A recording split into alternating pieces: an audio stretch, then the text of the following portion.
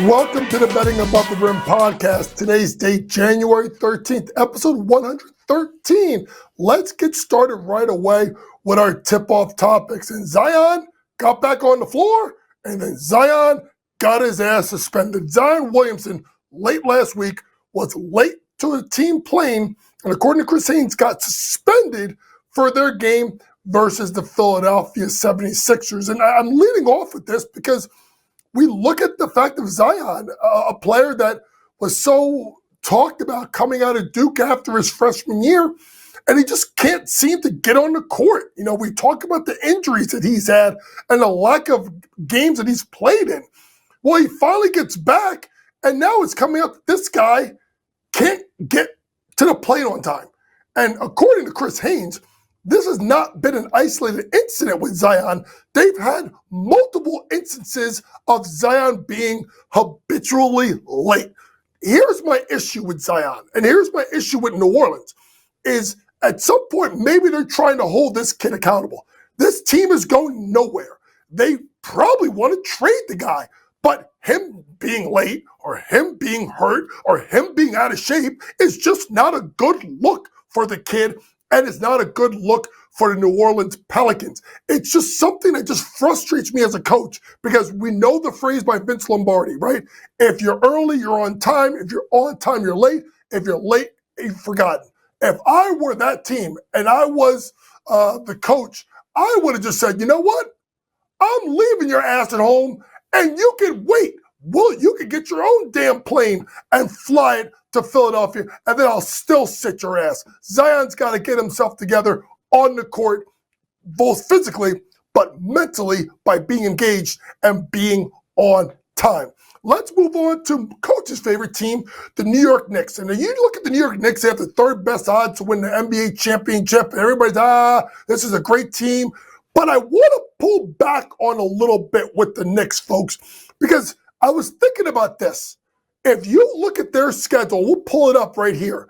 I want you to kind of look at a pattern, right? Beginning of the year, lose at Boston. They lost to Cleveland. They lost at Houston, right? And then you keep going. You lose at Dallas when Dallas was healthy. Dallas is a little bit different. And then you keep moving forward, right?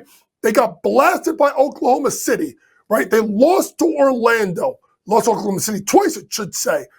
If you really dig deeper with the Knicks, they beat the teams they're supposed to beat, but they lose to the elites. You remember the Chicago Bulls team a couple of years ago with Lonzo and Levine and DeRozan, and they were rolling everybody, but when they played anybody really good in the East or in the West, they got smoked? This is the Knicks issue. And it's going to be interesting with the amount of minutes that Tibbs plays as starters. He's got to find a way to get his bench going. You look at they got Larry Shamet now, right? He had an injury in the preseason. Now he's back. They have to find a way to get him minutes. Precious Achiuwa has got to get minutes. You look at Deuce McBride. He was out. He's back. He's a big catalyst. Campaign played really well in that game versus Milwaukee yesterday. So you got to start looking at, you got to look at the bench. The big question mark is Mitchell Robinson, who is not close to returning. I'm going to say maybe he starts running in February, beginning of February. So now you're up to the trade deadline. Leon Rose, I've talked to you folks about it, hasn't missed. But even as a Knicks fan, I can't tell you right now, unless they find a way to start beating these upper echelon teams. The Oklahoma City don't have them anymore. They got Boston 3 more times. They got Cleveland a couple of more times. They got Denver coming to New York soon. I need to see the Knicks beat those top-of-the-line teams before I could really look at you and say they are going to possibly win an NBA championship. They're close, but their play versus the top teams is what is concerning to me, and they have to get better. Speaking of getting better, and Denver, folks, I mean, I don't think he left us, but I got to say it. Let Russ cook. Russell Westbrook, who has now been Michael Malone, been inserted into the starting lineup, is flat out balling. And if you look at a couple of games over the last week, back-to-back games, Nets, Joker, gives you, 38, 19, and 18, right? Then you go look at, the triple-double. I'm sorry, 30, 19, 18, 9. And then Westbrook gives you 21, 10, 7, or 33, 21. Like, what you're getting out of Russ is something that I want people to understand. When he's engaged and he's firing on all cylinders, Russell Westbrook is one of the most dominating forces of this generation of basketball. I know he's been around a lot of places. I know he wears out his welcome. I know that his jump shot is questionable. But you can't escape the impact that Russell Westbrook has had in Denver, just going to start lineup, and what he's had over his career. I've been one that's knocked him at times, but I ain't knocking him around. Russell Westbrook is cooking, and we need to give Russ his damn respect. Let's move on to the college game where the injury bug has hit Johnny Broom again. Johnny Broom, according to Bruce Pearl, sustained a significant ankle injury in Auburn's win over the weekend.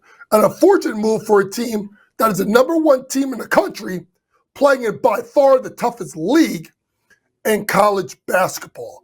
So when you look at the impact of Johnny Broom, someone that was, in my opinion, was the best player in college basketball, with not only the fact that the stats that he was putting up night in, night out, but what he was doing it against top competition, and all of a sudden makes Auburn very vulnerable. You saw that they barely escaped with that win over the weekend.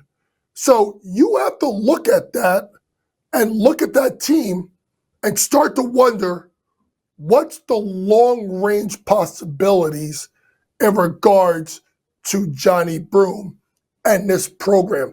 If Johnny Broom is not healthy, then that is going to signal a real problem for Bruce Pearl and the Auburn Tigers. As a basketball fan and as a coach, let's hope that Johnny Broom gets healthy and gets back on the court soon. Speaking of players, Cooper Flagg, player. Did y'all see what my man did over the weekend versus Notre Dame? I mean, I'm talking a 40-piece, 42 points, 6 rebounds, 7 assists, an efficient 11 of 14 from the floor, 4 out of 6 from 3, 16 out of 17 from the foul line. It's amazing when we get these players, folks, at times, we want to crown them, right? We want to crown them as this, as that, the best this, the best that. And I've been telling people Cooper Flagg's been the best thing to come out of Maine since Lobster and Poland Spring. Well, hey, we may have to put Cooper Flagg above Lobster and Poland Spring for the way he's been playing. And to me, what I love about Cooper, and I want you to understand this, folks, is as good as those stats are, and we'll pull those stats back up again, what he did over the weekend, it is his defensive play, it is his tenacity, and his ability to play the right way as a coach that's got me dialed in. This guy's going to have a phenomenal career, and enjoy him in college, Cameron Crazies, when you can. Coming up next, we'll head to our war tour, and we'll stay in college basketball. We'll talk about the national championship odds now, the injury with Johnny Broom. We'll look at the national player of the year. We'll look at some conference odds in the Big East as we go to our award tour. After this commercial break, we'll be back with the award tour. Stay tuned.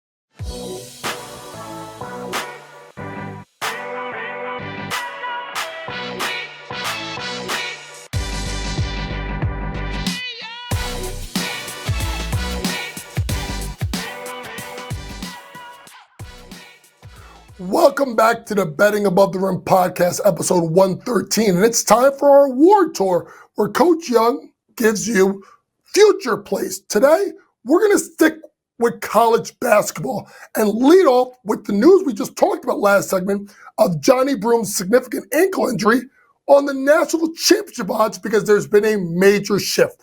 And the major shift is the Duke Blue Devils are now the favorites to win the college championship at 5-1, followed by Auburn at 6-1, Iowa State at 9-1, 15-1 for Houston, Tennessee, Florida, Alabama, Kentucky, and Gonzaga come in at 20-1, and UConn comes in at 25-1. So there's intriguing ways to look at this, right? Number one, do we look at UConn to win a third straight national championship? They're 25-1 odds, significant value, but you look at the way they played in Maui, we got to wipe them off the board, right? Will Gonzaga be tested well enough at 20-1? We don't know. Kentucky, intriguing. Mark Pope's done a fantastic job with that program, and they're going to be battle tested. You go to the top of the board, Duke is phenomenal. We just talked about Cooper Flagg in his play. Do know, folks, that he is right now the runaway choice to win National Player of the Year. Since a Johnny Broom injury, he's at minus 350. So if you haven't bet Cooper Flagg before, don't do it now. So when you start looking at teams, and obviously with Johnny Broom injury, now you get into that Iowa State, Houston, Tennessee, Florida, Alabama group. First, I'm going to start with my producer, Matty George, who does a great job with this podcast. He likes Florida at 15-1, and I can see why. You saw what they did to Tennessee over the weekend. And obviously when you have a guard playing, guards ruled the universe with Walter Clayton Jr. They have a guard that can get it done. And that's why you look at Florida and say, that's a team that could win it. So shout out to Matty for his pick. For me, I'm sticking to 15-1. You guys know I love this team. I've come back to them. And that's Houston. Earlier on in the year, they were giving up way too many points. And as a coach, I was overly concerned with what I was seeing out of Kelvin Sampson's team on the defensive end of the floor. Now, fast forward to now, they're now back up the top 10 in the country at number 8. They have played well, and if you look at lately, they've given up, ready folks, in the last, 7 or 8 games, just losing 73-70 to San Diego State. 51, 42, 49, 51, 47, 55, 56, 57. Yikes. And with their guard play of Sharp and Cryer, I look at Houston at 15 to win a national championship. Kelvin Sampson, arguably the greatest coach to not win a championship, maybe along with Mark Few. I think he cuts down the nets, and at 15-1, it is pretty good value. Let's go big picture national championship, and let's go small picture conference play. Stick to my backyard, the Big East. Right now, the Marquette Golden Eagles are a minus 105 favorite to win the Big East. St. John's at plus 220, UConn plus 420, Creighton 10-1, Villanova 34-1, Georgetown at 120-1, and then everybody else is everybody else. You know what I think about Villanova? They obviously had a close game over the weekend with St. John's. They just beat UConn at home, so we could obviously that's a lot of value if you want to look at Villanova. But we'll talk about Villanova in a second. Creighton, I think the loss of Pop Isaacs is going to hurt them. So now we get down to Marquette, St. John's, UConn. Folks, as a New York City kid, lives in Jersey, grew up in Jersey, there is nothing like the Garden when St. John's is good. And let me tell you something. Pitino's got his guys. He's got his team. He's got his style. And Kadari Richmond is starting to play like Kadari Richmond, which is someone that kind of like a Russell Westbrook type that can dominate all different facets of the game.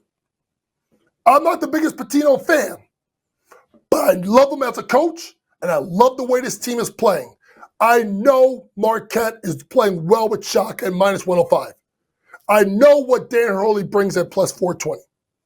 I told you about Villanova. I'm telling you right now. I'm telling you all right now.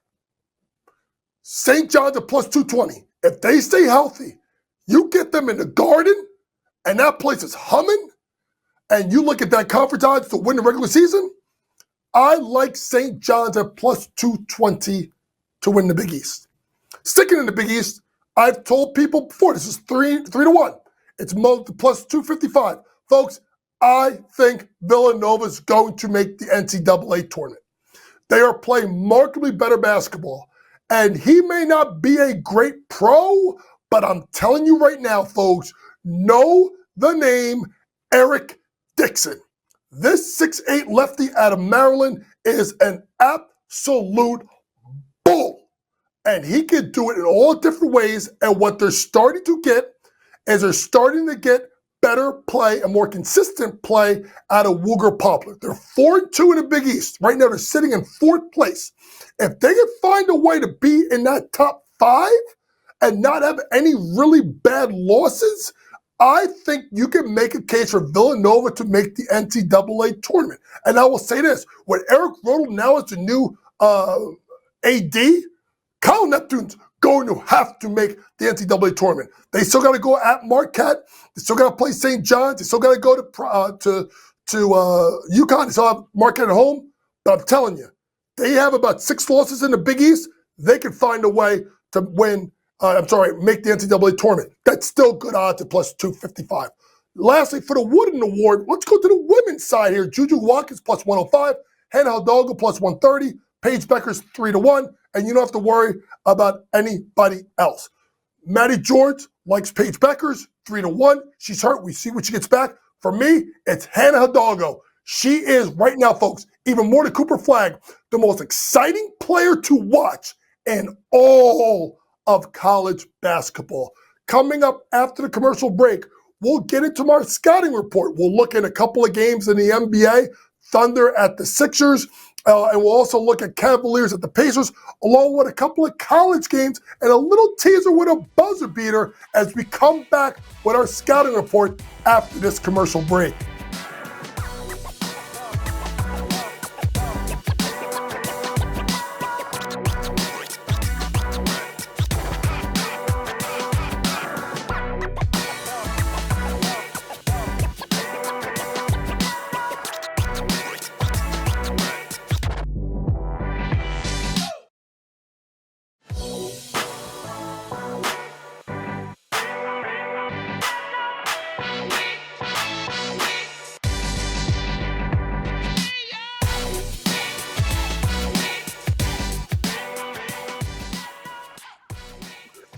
Welcome back to the Betting Above the Rim podcast, and it's time for our scouting report. We break down some key matchups in the NBA and college on Tuesday and Wednesday. And let's start in the NBA with a big matchup in the city of brotherly love, as SGA and the Oklahoma City Thunder head to play Tyrese Maxey and the Philadelphia 76ers. Remember, folks, lines aren't out as of yet. They'll be lined out on Tuesday morning. Obviously, I'll have my scouting report when it comes time. So when you look at this, you look at the play of Philadelphia, a team that's really been up and down, folks. Let's be honest. They lost that 123-115 game last time out to New Orleans, a team that's really not very good, that obviously didn't have Zion Williamson, that didn't have Brandon Ingram, and obviously know that no Joel Embiid in that matchup, so Joel Embiid is could probably be a game time decision.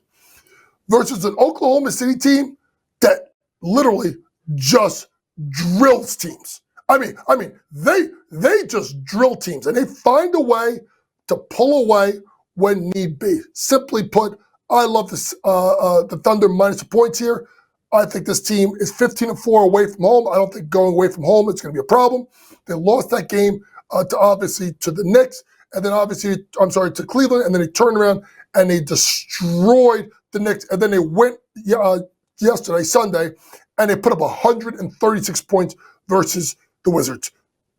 Trust me, take the Thunder minus the points on the road, even if Joel Embiid is there and back. Next game, big matchup, is Cleveland at the Pacers, and a Pacers team, that's kind of hanging around, playing a little bit better basketball as of late. The Pacers game is the TNT game on Tuesday night. So just so kind of give you guys a little context here, the Pacers have won, I think it's at least 5 games in a row, if I'm not mistaken. Same thing with Cleveland. So we got 2 teams that are playing really good basketball. To me, this is about how this game is played and the pace it's played. I look at the bigs and kind of that matchup between Jared Allen and Evan, Miles Turner, I should say, and kind of see where it gets going. Last matchup, literally, folks, was last night, and the Pacers won 108-93. I'm sensing there's going to be payback. I think that Kenny Atkinson will be adjusted. That game was a 108-93 final, and let's be honest, it was a poor performance by some of the players on Cleveland shooting the ball. I do like Cleveland. It's probably going to be close to a money line, so probably if it's 2.5 or more, go ahead and take the Cleveland Cavs. Let's move to the college game where Mississippi State plays Auburn in a big matchup here. First game without Johnny Broom here, and you got to look at Mississippi State as being in play. We don't know what the lines are going to be for this matchup, but Mississippi State had a really good year in a loaded SEC. They're 9-7 against the spread. Obviously, we see what happens here, but when you lose the caliber of a player like Johnny Broom, you got to start looking the other way. So look at Mississippi State plus the points. Last matchup, Kansas, Iowa State. Kansas has been such a flaky team. T.J. Ossenberger's team has been fantastic, obviously, at Iowa State. Wednesday, I'll have my scouting report on this game. Folks, I just got a feeling that Kansas has got to turn around. You may want to look at Kansas here plus the points. Let's see what the spread is because Kansas has been wildly inconsistent, but I could see a way for Kansas to steal that game. Maybe not take a money line, but Kansas plus the points. Let's see what the lines are when they come out on Wednesday. Now let's get to our buzzer beater because the interesting thing came up I saw over the weekend. And that's Coach Mike Krzyzewski went on a podcast and he told that he thought that the ACC and the Big East should merge and make it a big a super conference. And you had someone like Rick Pitino that agreed with it. Simply put, folks, this is an extremely smart play. Football is king. They're going to try and poach some of these schools to the SEC. So if I am the ACC and the Big East, you hold that true, gets Connecticut football. I know they're not good, but they're a lot better with Jim Mora. But then you get the natural rivalry of Syracuse, BC coming back to the Big East. Super conference. I'm all for it. This has been your Betting Above the Rim podcast for January 13th. For all things sports gambling, download the Sports Grid app. Pre-game, in-game, post-game, props, predictions, and more from the very best in the sports gambling industry. Next podcast will be filmed on Wednesday the 15th. We'll get into the best stories of college basketball and the NBA. For Matty George, this is Coach Young. Remember, it's smarter to be on Sports Grid. Good night.